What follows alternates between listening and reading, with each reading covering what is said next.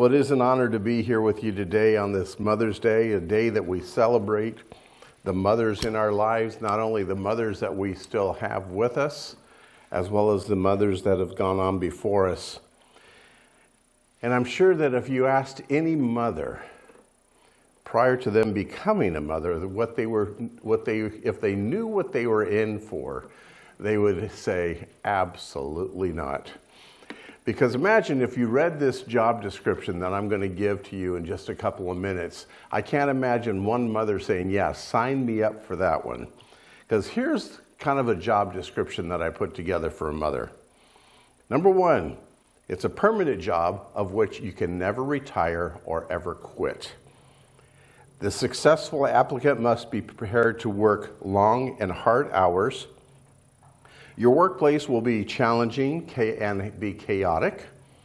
Applicants must possess excellent communicative skills, organizational skills, and be willing to work variable hours, which will include evenings, weekends, and frequent 24-hour shifts.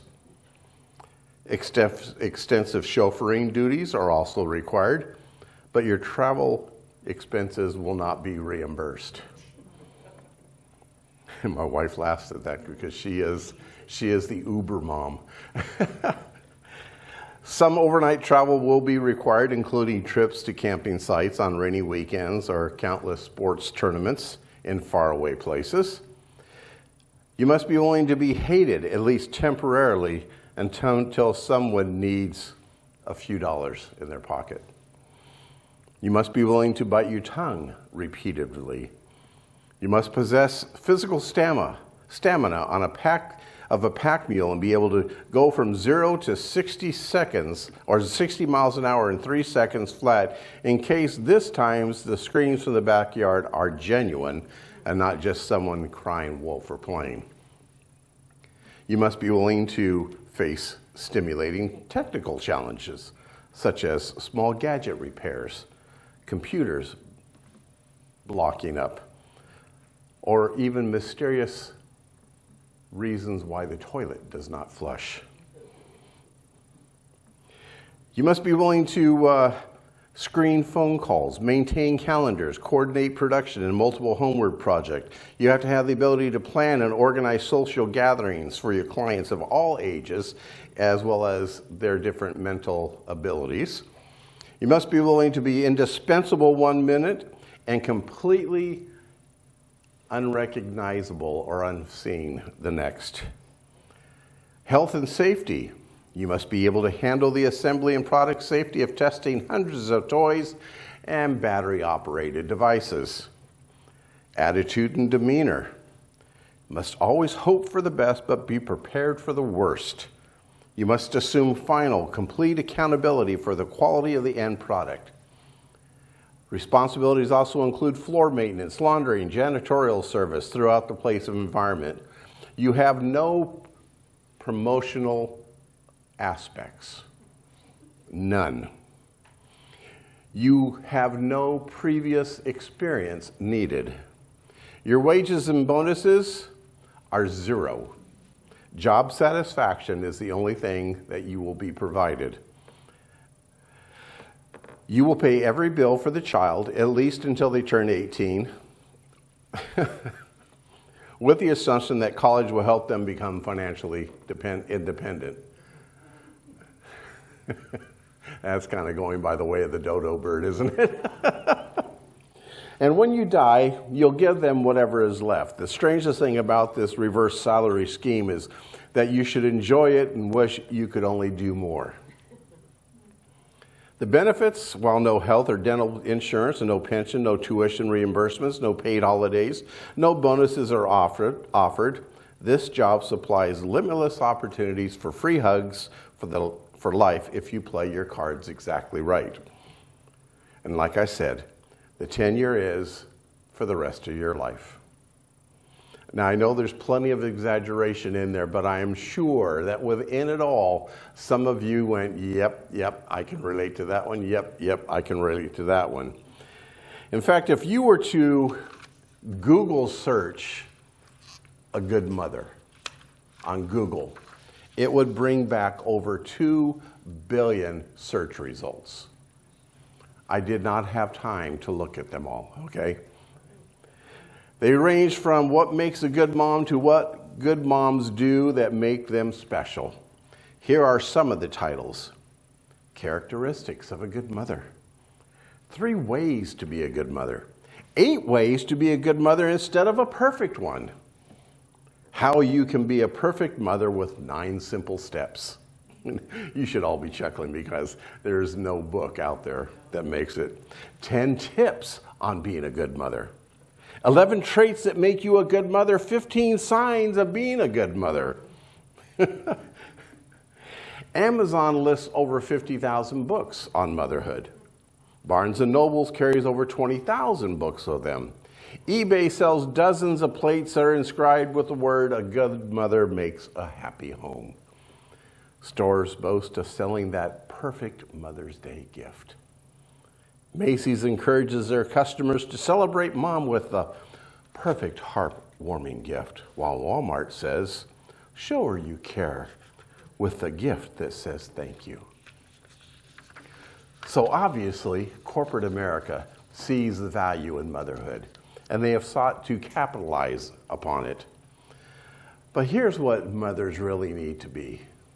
Mothers are a blessing, and they deserve to be cherished and honored, not just on Mother's Day, but on every day.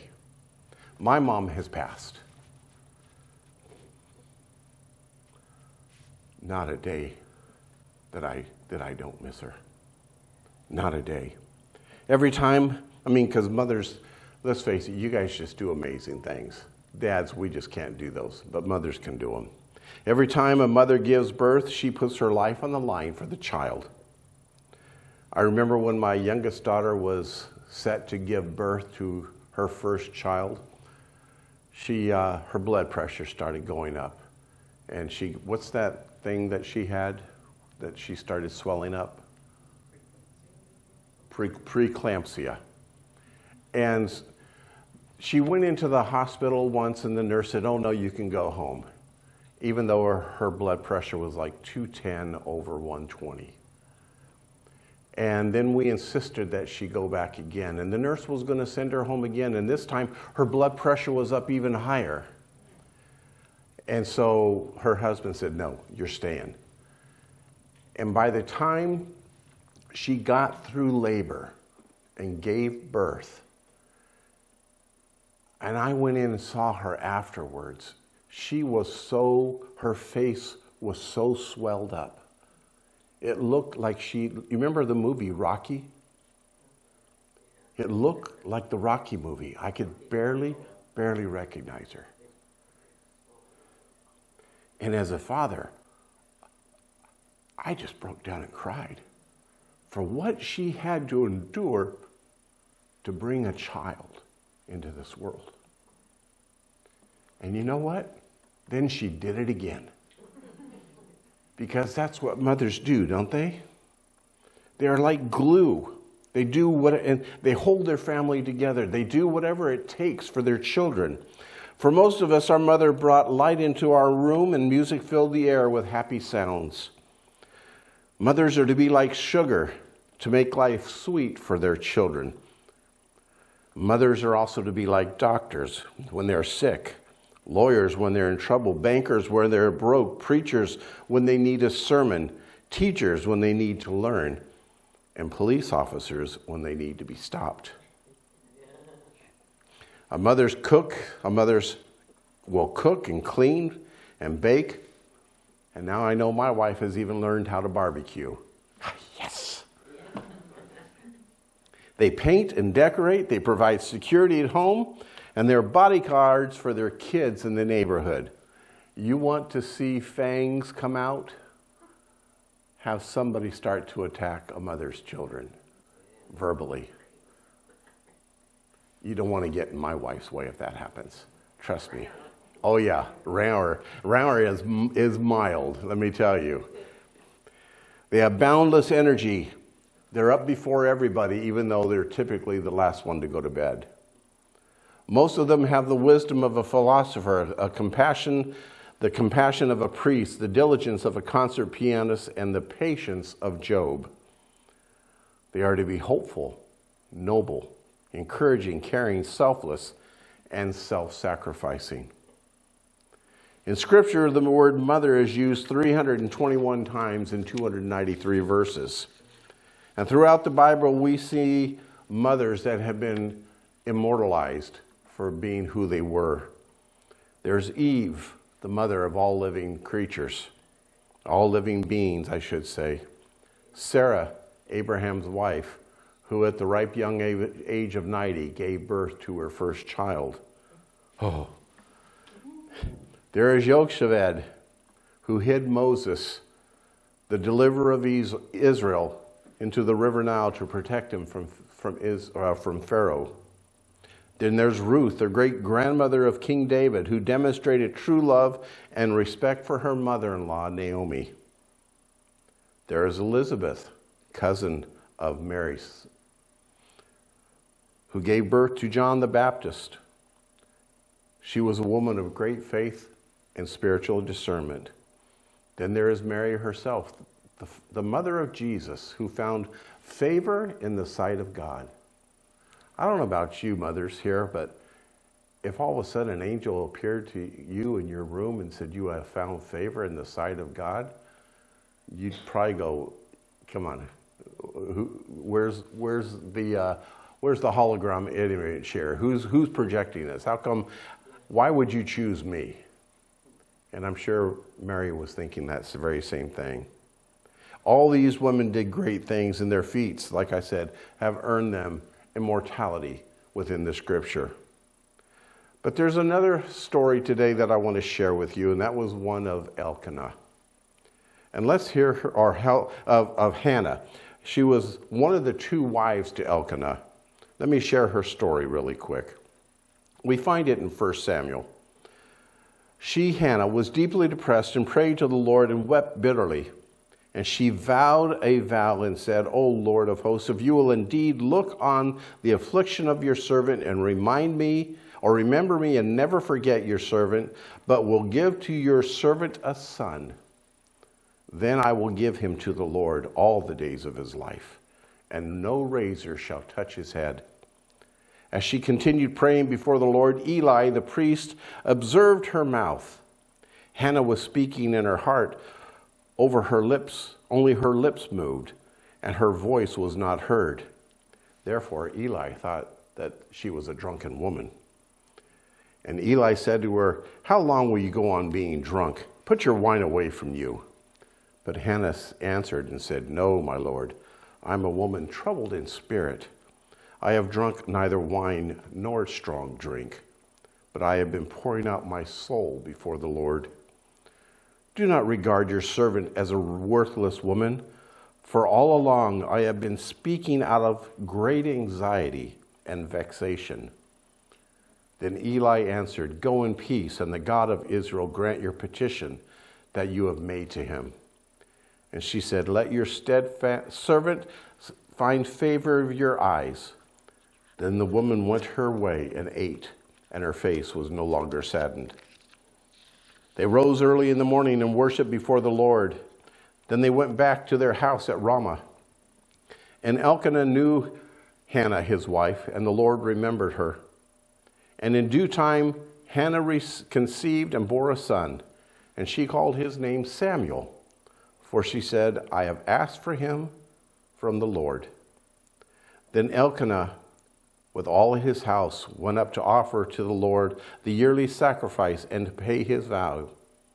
But Hannah did not go up, for she said to her husband, As soon as the child is weaned, I will bring him, so that he may appear in the presence of the Lord and dwell there forever.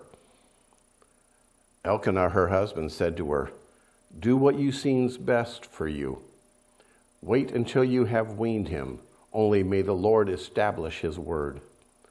So the woman remained and nursed her son until he was weaned.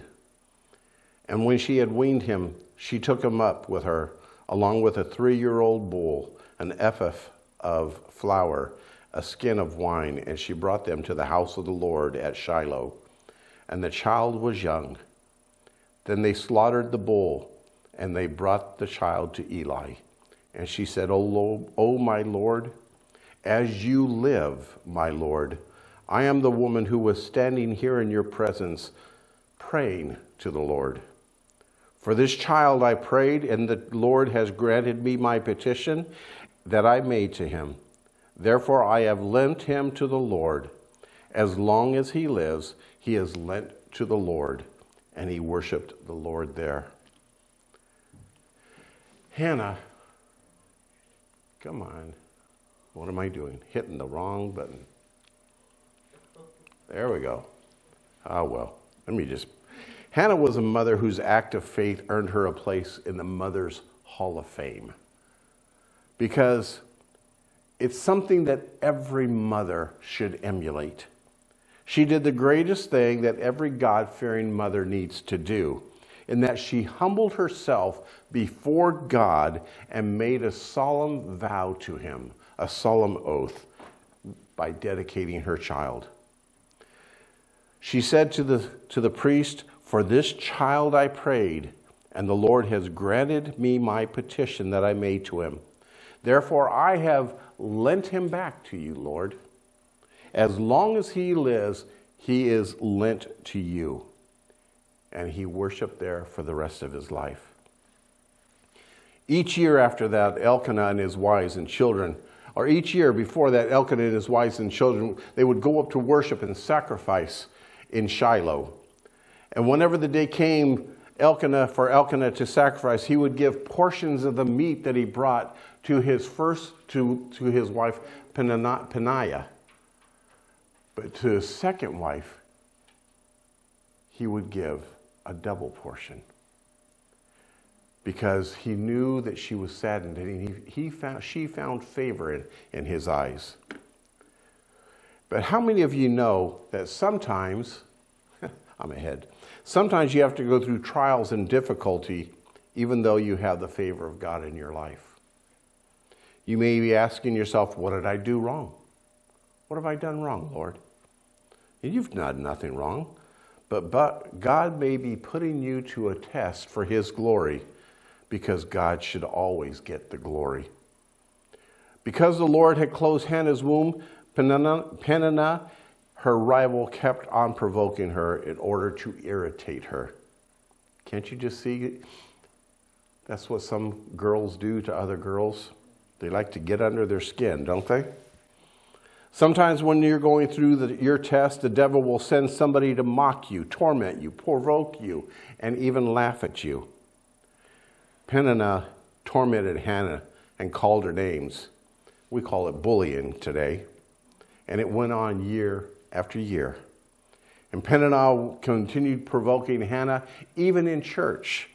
It's one thing for people to provoke you outside of church, but you never expect for people to provoke you inside church.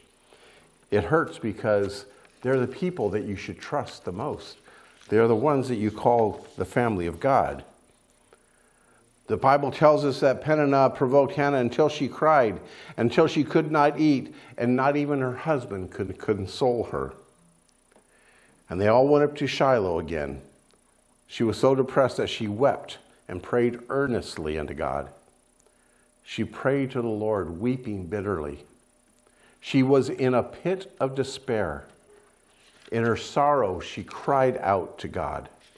She had prayed before, but this time she poured out her heart. There's such a story there. It's so easy for us just to pray at times, is it not? But when do our hearts seem to get answered? When do our prayers really seem to get answered? Is when we pour everything out unto God.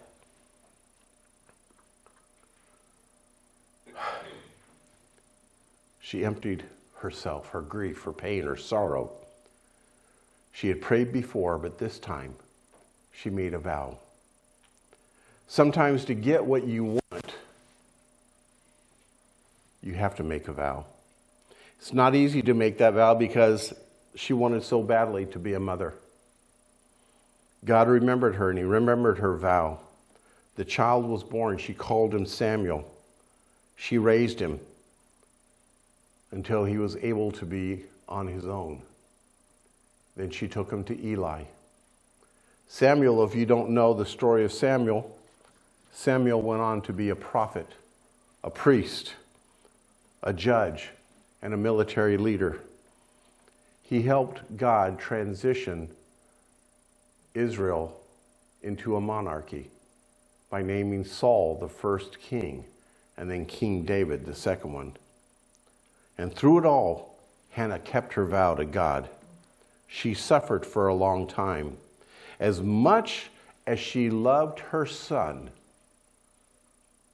she knew that God loved him more. I keep touching the wrong buttons. She knew that God loved him more. As much as she needed her son, she needed God more. She wanted her son, but she had to have God. Samuel will want her, but he will learn to want God even more. He may need his mother, but he learns to need God even more. He loves her, but he grows to love God even more. That's why Hannah gave him back, and that's why she gave him up to Eli. When you give your child to the Lord, don't live in constant worry, constant fear, and misery. Worship and pray. When they are facing a crisis, go to the Lord himself like Hannah did. For this child I prayed, and worship. The greatest thing you can do for your children in this lifetime is to give them to the Lord. I'm going to say that one more time. The greatest thing that you can do for your children, for your grandchildren, for your great-grandchildren, if you live long enough to be a great-great-grandmother, it's a good thing Evelyn wasn't here today, she'd have so many roses, is to give them to the Lord. Teach them to love the Lord. Teach them to pray. Teach them to worship. You may love them, but God loves them more.